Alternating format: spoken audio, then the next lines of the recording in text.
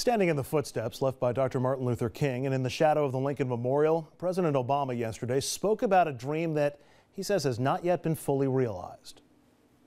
The test was not and never has been whether the doors of opportunity are cracked a bit wider for a few. This is whether our economic system provides a fair shot for the many.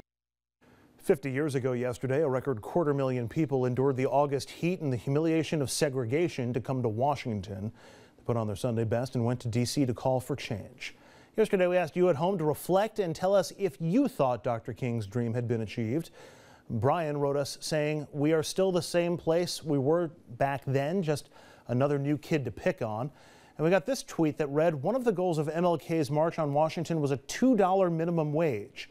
In 2013 dollars, that would be $15.34, which brings us into the conversation that we were just having a moment ago.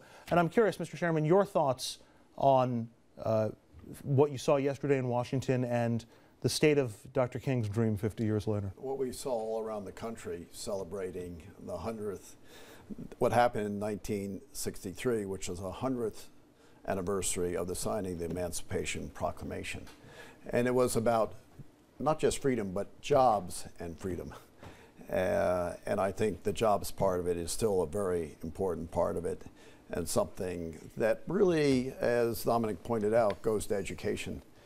And the civil rights issue of our time, as Bobby Jindal recently said, is inner city school education, making choice available in those schools. And that's something that certainly I and my party have been fighting for years. Very quickly, because we're running out of time, Senator Scott out of South Carolina, African-American, was invited to speak, declined.